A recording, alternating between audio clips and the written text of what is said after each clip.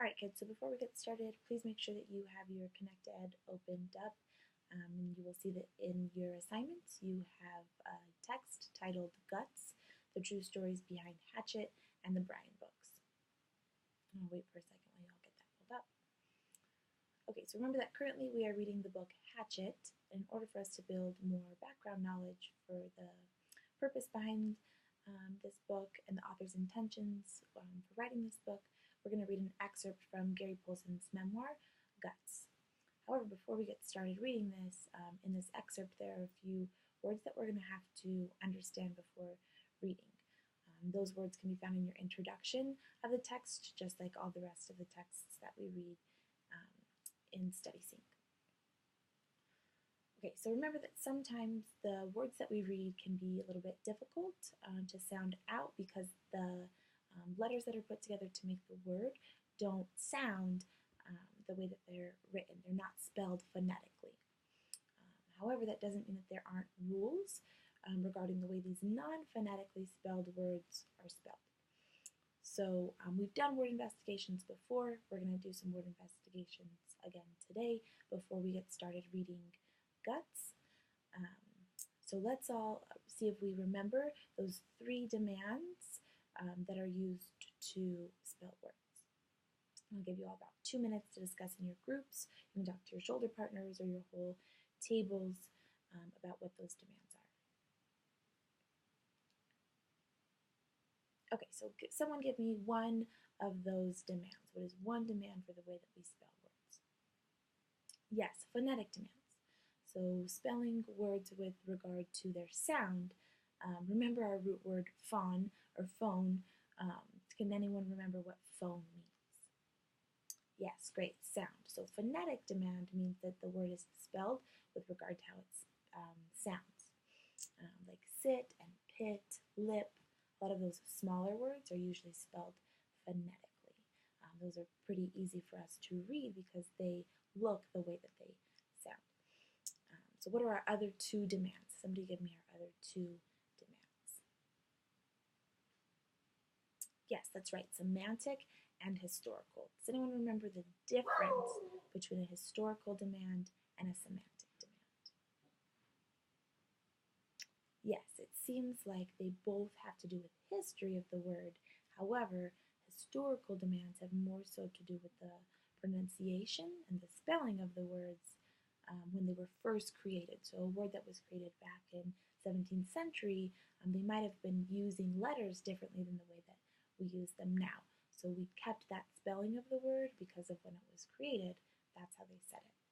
While semantic refers to spelling words alike because they share the same root words. So why is that important to spell words similar? Because of their root words. Yeah, so when you keep the spelling consistent for words with common root words, this helps us use context clues. That's why we study root words in class. That's why you guys get your root words every week, and we apply them to the words that we know in class, because when you know that one root word, you can figure out the meaning of thousands, hundreds of thousands of other words. Okay, so now that we've reviewed these demands, we have phonetic, historical, and semantic. I'm going to pass out this graphic organizer that you will use to determine the demands of the vocabulary words that we're going to have in this text. So this graphic organizer has the 5 words that you'll be looking for before you read Guts on one column, and then you have 3 other columns next to that word. You have phonetic, historical, and semantic. And if you forget what those are while you're discussing in your groups or investigating your words, there's a little description under each of them. Remember that phonetic is like sound, you have your root word on there. Historical, it's about pronunciation. Semantic, it's about those root words. So once you've determined after your word investigation which demand a word follows, you will then write a rationale as to why you believe it's one of those demands. So let's try this one together for our first word. Our first word is catastrophe.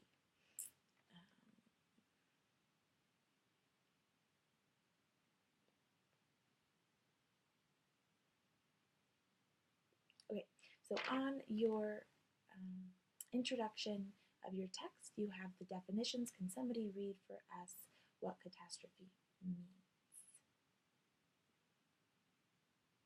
Yeah, catastrophe is like when something really terrible happens. It's like a downfall. Great, good job. Okay, so now how do we begin our investigations? How do we find out these words? Yeah, you can go to a website like dictionary.com. You can Google the word.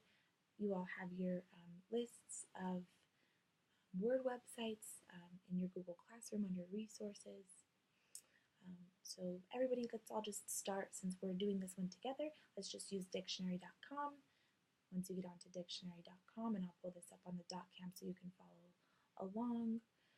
Once you're on dictionary.com, go ahead and type in the word catastrophe.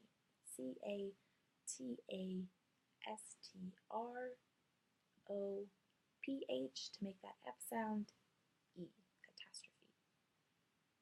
Alright, so once you get on dictionary.com, and again, if you're getting lost, you can follow along on the .cam.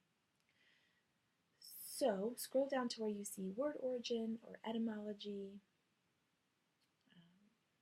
It says stuff like suffixes and prefixes.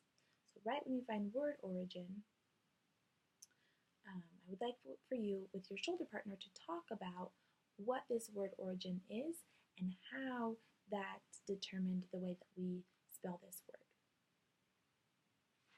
I'll give you about 2 minutes. Talk with your shoulder partners. Think about what this word's origins are, where it came from, and why we spell it the way that we do. Okay, yes. So we found down here that it says that in the word catastrophe, it uses two root words.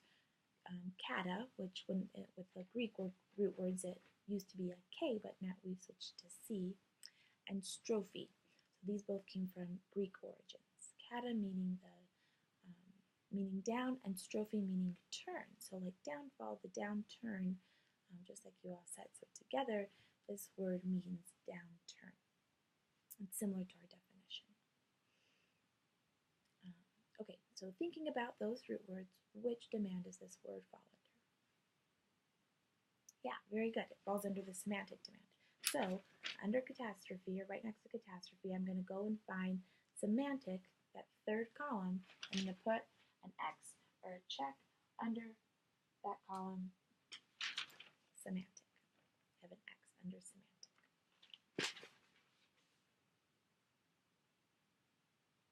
Okay, now we have to figure out our rationale. Why did we decide that it's semantic? So where it says rationale, for catastrophe, you all have a sentence frame. For your rest of the words, you don't. So you can follow this sentence frame for the rest of your rationales. You can branch out. It's up to you. But our sentence frame is the word catastrophe.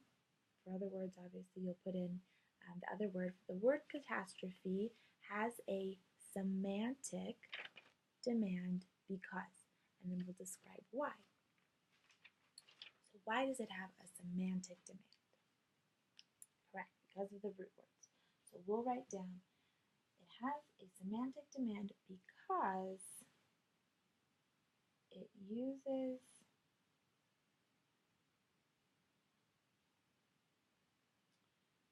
the Greek root words kata and strophe. Words with semantic demands keep the spelling of the root words in order for readers to make connections between words with common root words. And I'll write all of that down here.